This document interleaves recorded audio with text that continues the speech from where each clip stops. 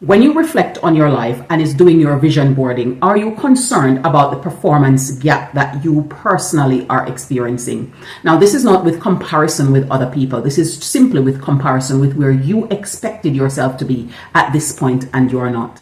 Now, whether you're making this comparison using the benchmark of your starting point, your opportunities that you've been exposed to, and the amount of years that you have been working at aspiring to the aims and ambitions that you want to achieve, or whatever other benchmark you're using.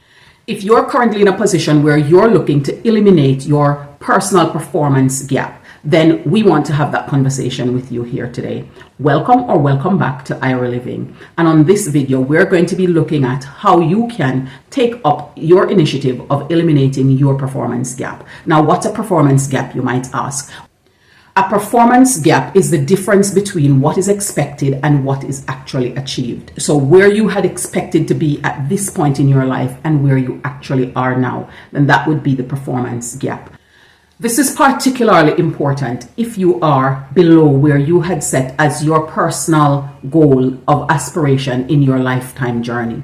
And therefore, we need to have a look, a close examination as to how we can eliminate this performance gap. There are 4 areas that we're going to focus on to see how we can make a transformation. Now, number 1 is to work out your values and your skills. So what you need to do is to take stock and do an inventory of the things that are your value, that you can give or create or put off into society, and also the skills that you possess. Some questions you can ask yourself here is to examine the things that you like. So what are some of the things that you like and you believe that you are excellent at? What are some of the areas in which you feel that these things that you're good at can be valuable to other people?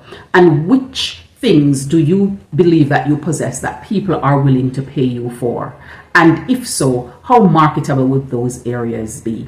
Once you're able to do this, then you can identify an area in your life that you can build out with advantages for you to progress more swiftly in the future, whether in the job that you currently work in or in creating your own company or business that will help you to meet the milestones that you should be at and put you in a better position for the future.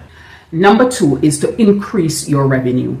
Now, in doing so, you can take up the approach where you're looking at increasing your income from earnings that you're doing as an employee. So this might be that you might want to approach your employers to see where you can get pay rise or where there are promotion possibilities for you within your company. It might also be that you want to explore where you might be able to move to other companies within your similar field that is then able to give you a promoted wage than the one that you currently have, because we know that employers are more likely to not give you increase because they take the fact that you're not moving from one job to the next and that convenience that it provides, and they don't necessarily reward you for that. Whereas if you're moving within your field within 2 to 4 years between jobs, it increases your likelihood of your earning potential, because when you move from one job to the next, you also move with that pay rise, depending on the field or areas that you're working in. There are some areas where the increase is set based on the increment that you're working in. So if you're in corporate business, then moving frequently would be an incentive to you to increase your pay threshold. The other option to increase your revenue is to find out other means through which you are able to make money other than your means of employment currently.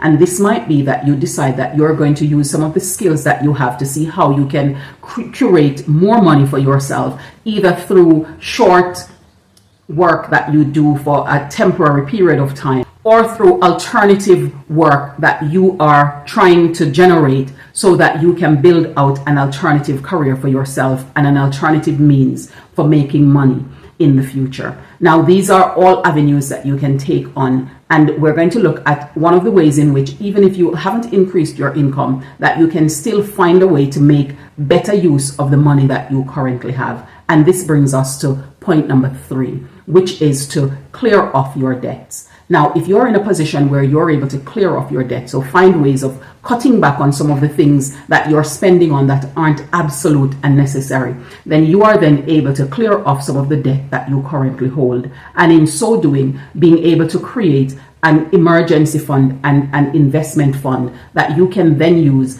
for your startup or any investment ideas that you have. This might be that you decide that you want to go down the path of setting up a company where you can employ others, and in so doing, you're creating a greater wealth portfolio for yourself. It might be that the job that you're in, you enjoy, and it is something that you want to continue to do because you're passionate about it, and it is paying for your expenses. In that case, then what you would want to do is to try and see how you can set up an investment fund in which you're able to manage whilst continuing to pursue the career that you're currently in.